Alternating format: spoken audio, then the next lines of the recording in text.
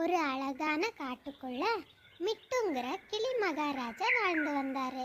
அவர் காட்டுல இருக்கிற எல்லா பறவைகளையும் கூப்பிட்டு அதுக்கு ஒரு போட்டி வச்சாரு.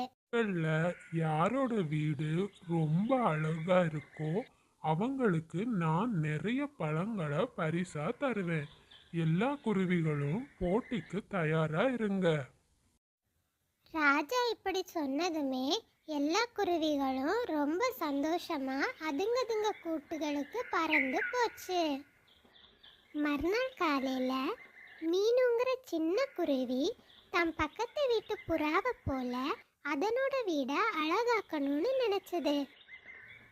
நானும் விறகுகளை எடுத்துட்டு வந்து என் வீட ரொம்ப பெருசா கட்ட போறேன். அப்போ மிட்டு மகாராஜாவுக்கு என் வீடும் பிடிக்கும் அப்படின்னு நினச்சிக்கிட்டு குருவி காட்டில் அங்கேயும் இங்கேயுமா அலைஞ்சு திரிஞ்சு விறகுகளை எடுத்துட்டு வந்து அதனோட வீடை கட்ட ஆரம்பிச்சது. ரொம்பவே சீக்கிரமா மீனுக்குருவி அதனோட வீடை கட்டி முடிச்சது. இருந்தாலும் அந்த வீட்டில் ஏதோ ஒரு குறை இருக்கிற மாதிரி அது நினச்சது. என் வீட்டில் ஏதோ குறை இருக்கிற மாதிரி இருக்கு.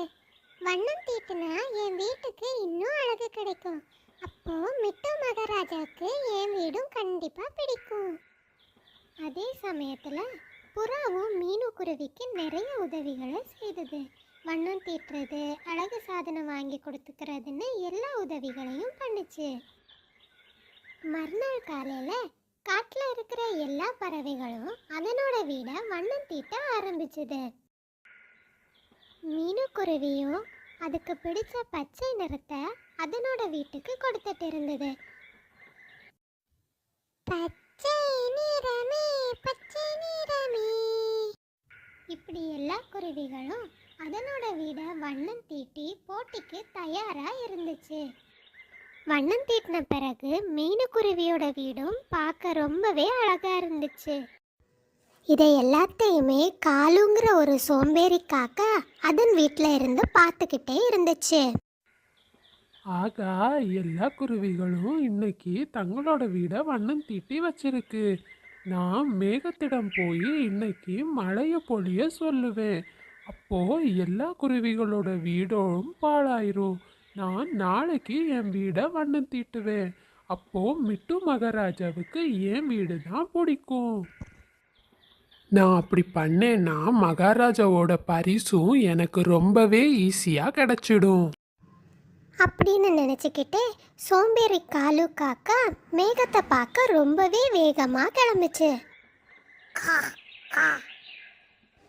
அது ரொம்ப தூரம் பயணம் செஞ்சு மேகத்துக்கிட்ட வந்து சேர்ந்தது.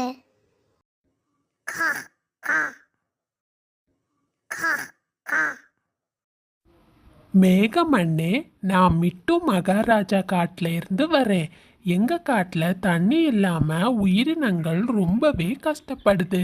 நீங்கள் இன்னைக்கு வந்து எங்கள் காட்டில் மழையை பொழிஞ்சா எல்லா உயிரினங்களும் ரொம்பவே சந்தோஷப்படும். நீங்கள் தயவு செஞ்சு இன்னைக்கு எங்கள் காட்டுக்கு வரணும். காலு காக்கா இப்படி சொன்னதுமே மேகத்துக்கு ரொம்பவே சங்கடமா போச்சு. அது காலு காக்காட்ட சொல்லுச்சு, சரி காலு, நான் இன்னைக்கு உங்கள் காட்டுக்கு கண்டிப்பாக வந்து மழையை பொழிய வைக்கிறேன். நீ எல்லா உயிரினங்களிடத்தையும் அக்கறை கொண்டு என்கிட்ட இந்த விஷயத்த சொல்லியிருக்க. உன்னோட கோரிக்கையை கண்டிப்பாக நான் நிறைவேற்றி வைக்கிறேன். மேகம் இப்படி சொன்ன உடனே காலு காக்கா சந்தோஷமா அங்கிருந்து கிளம்புச்சு. மேகம் மழையை பொழிய வைக்கிறதுக்காக அதனோட தம்பியை பார்க்க போச்சு.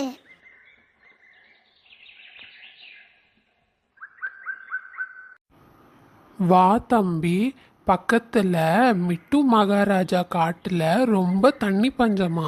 நம்ம இன்னைக்கு போய் அங்கே மழையை பொழிய வச்சுட்டு வரலாம். சீக்கிரம் வா, நம்ம போவோம். இல்லை அண்ணே, அதை விட ரொம்ப முக்கியமான வேலை ஒன்று இருக்கு. பக்கத்து காட்டில் காட்டு தீ பிடிச்சிருக்கு. நாம் இப்போ போய் கண்டிப்பாக அதை அணைச்சாகணும். இல்லைன்னா மரங்களெல்லாம் எரிஞ்சு நாசமாயிடும். நாம வேணா மிட்டு மகாராஜா காட்டுக்கு நாளைக்கு மழைய பொழிய செய்யலாம். தம்பி மேகம் இப்படி சொன்னதுமே ரெண்டு மேகங்களும் சேர்ந்து பக்கத்து காட்டில் உள்ள தீயை அணைக்கிறதுக்கு போச்சு.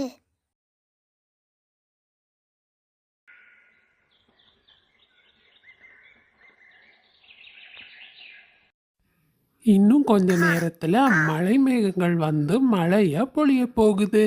எல்லாரோட வீட்டோட வண்ணங்களும் நாசமாக போகும். நான் நாளைக்கு என் வீடை ரொம்ப அழகாக வண்ணம் தீட்டுவேன். கண்டிப்பாக பரிசு எனக்கு தான். ஆனா இரவு ரொம்ப நேரம் ஆனப்பறமும் மழை மேகங்கள் மழையை பொழியறதுக்கு அங்க வரல. காக்கா காத்திருந்து காத்திருந்து தூங்கியே போச்சு. மறுநாள் காலையில சூரியன் உதயமாச்சு. ஐயோ கடவுளே, மழை மேகங்கள் என்னை ஏமாத்திடுச்சு. இப்போ நான் என்ன பண்ணுவேன்? மிட்டு மகாராஜா வாரதுக்கும் நேரம் ஆச்சு. நான் சீக்கிரம் என் வீடை இப்போ வண்ணம் தீட்டி முடிக்க போகிறேன். காக்கா ரொம்பவே வேக வேகமா அதனோட வீடை வண்ணம் தீட்டி முடிச்சுது. நான் வேக வேகமாக வண்ணம் தீட்டினாலும் என் வீடு தான் ரொம்பவே கலர்ஃபுல்லாக இருக்குது. கண்டிப்பாக மிட்டு மகாராஜா பரிசை எனக்கு தான் கொடுப்பாரு. இப்படி சொல்லிக்கிட்டே காலு காக்கா மிட்டு மகாராஜா வாரதை எதிர்பார்த்து காத்துக்கிட்டு இருந்துச்சு. அந்த நேரம் பார்த்து மழை மேகங்கள் மழையை பொழிய வைக்கிறதுக்காக ரொம்பவே வேக வேகமாக மிட்டு மகாராஜா காட்டுக்கு வந்து சேர்ந்தது. ரொம்ப இடியும் மின்னலுமா மழை மேகங்கள் அதிக மழையை மிட்டு மகாராஜா காட்டில் பொழிஞ்சுது.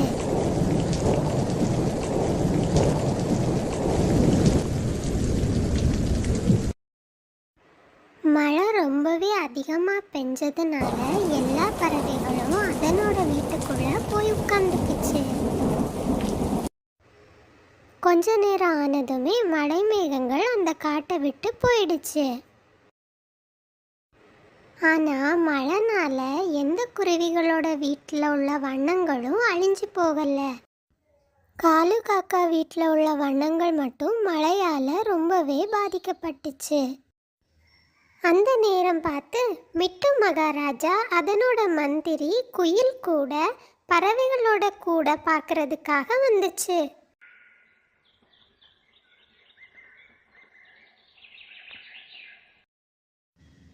முதல்ல குருவியோட வீட்டை போய் பார்த்துச்சு.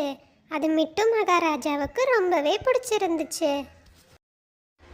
அடுத்ததான் மிட்டு மகாராஜா காக்காவோட வீட்டை பார்க்க போனாரு.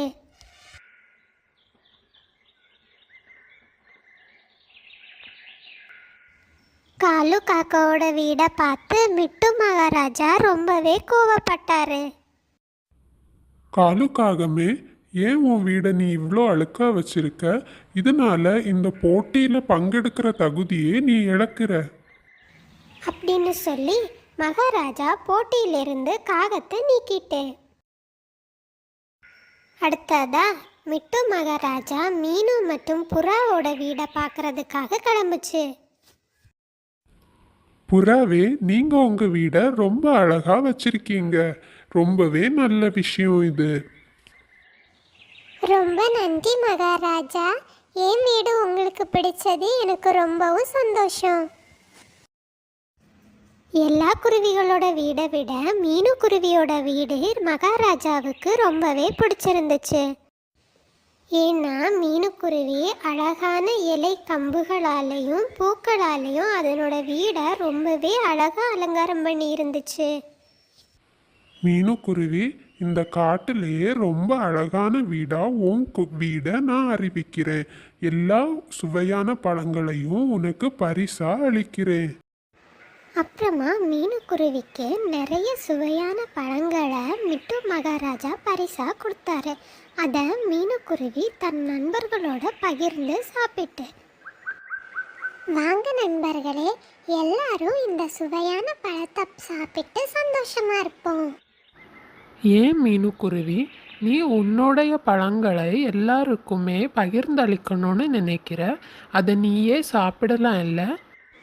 அப்படின்னு காக்கா கேட்டதுமே மீனுக்குருவி சொல்லிச்சு, இல்ல காக்கண்ணே, நீங்க எல்லாருமே என்னுடைய நண்பர்கள்.